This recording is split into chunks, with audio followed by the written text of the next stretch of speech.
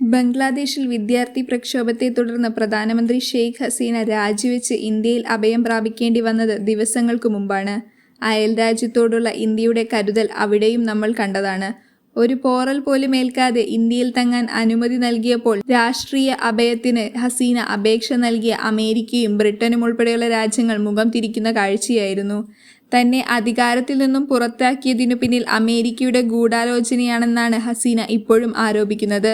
Bengal ഉൾക്കടലിലെ saint Martin ദ്വീപിന്റെ പരമാധികാരം വിട്ടുകൊടുക്കാൻ തയ്യാറാകാത്തതാണ് അമേരിക്കയ്ക്ക് തന്നോടുള്ള വിരോധത്തിനു കാരണമെന്നും ഹസീന പറയുകയുണ്ടായി. ബംഗാൾ ഉൾക്കടലിൽ സ്ഥിതി ചെയ്യുന്ന 3 ചതുരശ്ര കിലോമീറ്റർ മാത്രം വിസ്തീർണം വരുന്ന ദ്വീപിന് എങ്ങനെയാണ് സെന്റ് മാർട്ടിൻസ് എന്ന് പേര് ലഭിച്ചത്? ഇവിടെ ഷെയ്ഖ് ഹസീന പറയുന്ന പോലെ അമേരിക്കയുടെ താൽപ്പര്യം എന്താണെന്ന് ലോകരാഷ്ട്രങ്ങൾ ചിന്തിക്കേണ്ടതുണ്ട്. മറ്റു രാജ്യങ്ങളുടെ പരമാധികാരത്തിൽ കടന്നുകയറുന്ന അമേരിക്കയുടെ സ്ഥിരം ശൈലി ഇവിടെയും ഉപയോഗിച്ചുവെന്ന് പറയാം. ബംഗാൾ ഉൾക്കടലിന്റെ വടക്കുകിഴക്കൻ ഭാഗത്താണ് ബംഗ്ലാദേശിലെ ഏക പവിഴ ദ്വീപായ സെന്റ് മാർട്ടിൻ സ്ഥിതി ചെയ്യുന്നത്. 1971 ബംഗ്ലാദേശ് എന്ന രാജ്യം നിലവിൽ വന്നതു മുതൽ സെന്റ് മാർട്ടിൻസ് ദ്വീപ് ബംഗ്ലാദേശ് രാഷ്ട്രീയത്തിന്റെ ആധിപത്യം പുലർത്തുന്നുണ്ട്. ബംഗാൾ ഉൾക്കടലിനോട് ചേർന്നാണെന്നുള്ളതും മ്യാൻമാറുമായുള്ള സമുദ്രാതിർത്തിയും കാരണം തന്ത്രപ്രധാനമായ ദ്വീപിൽ അമേരിക്കയ്ക്ക് കണ്ണുണ്ടെന്നത് പരസ്യമായ രഹസ്യമാണ്. ബംഗ്ലാദേശ് ഉൾക്കടലിൽ വ്യോമതാവളമാണ് അമേരിക്കൻ ലക്ഷ്യമെന്നാണ് ആരോപണം.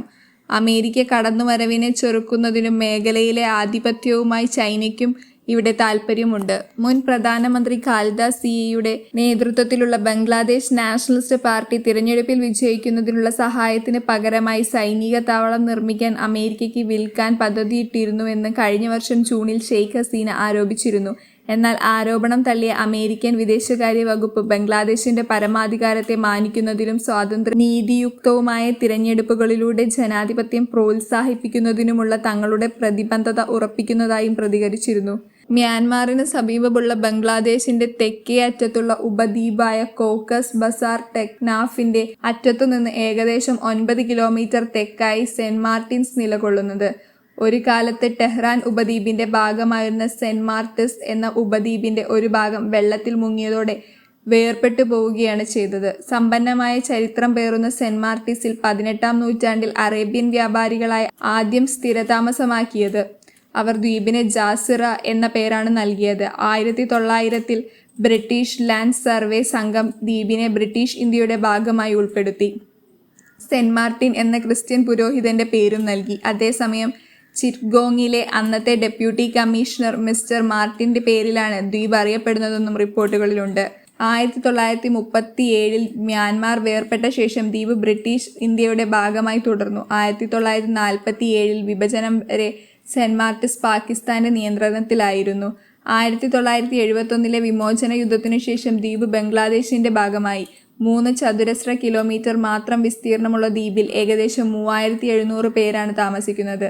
മീൻപിടുത്തം, നെൽകൃഷി, തെങ്ങ് കൃഷി, കടൽപ്പായൽ വിളവെടുപ്പ് എന്നിവയാണ് പ്രധാന വരുമാന മാർഗം. കടൽപ്പായൽ ഉണക്കി മ്യാൻമാറിലേക്ക് കയറ്റുമതി ചെയ്യുന്നു. തെങ്ങുകൾ സമൃദ്ധമായതിനാൽ സെന്റ് മാർട്ടിൻസ് ദ്വീപിന് ബംഗാളിൽ നരിക്കേൽ ജിഞ്ചിറ എന്നാണ് വിളിപ്പേര്. ദാരുചീനി ദ്വീപ് അഥവാ കറുവപ്പട്ട ദ്വീപ് എന്നും ഇത് അറിയപ്പെടുന്നു.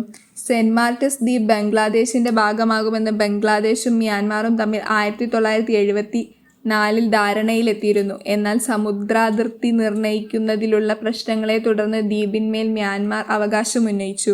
ഈ പ്രദേശത്ത് ചുറ്റുമുള്ള മീൻപിടുത്തം സംബന്ധിച്ചും ഇരു രാജ്യങ്ങളും തമ്മിലുള്ള ഏറ്റുമുട്ടലും ഉണ്ടായി.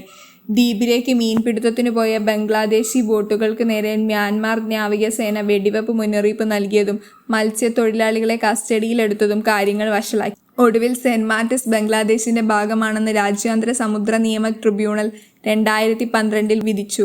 2018-ൽ ദ്വീപിനെ തങ്ങളുടെ പരമാധികാര പ്രദേശത്തിന്റെ ഭാഗമായി മ്യാൻമാർ ഭൂപടത്തിൽ അടയാളപ്പെടുത്തി. എന്നാൽ തെറ്റ് പറ്റിയതാണെന്ന് മ്യാൻമാർ പിന്നീട് പ്രതികരിച്ചത്.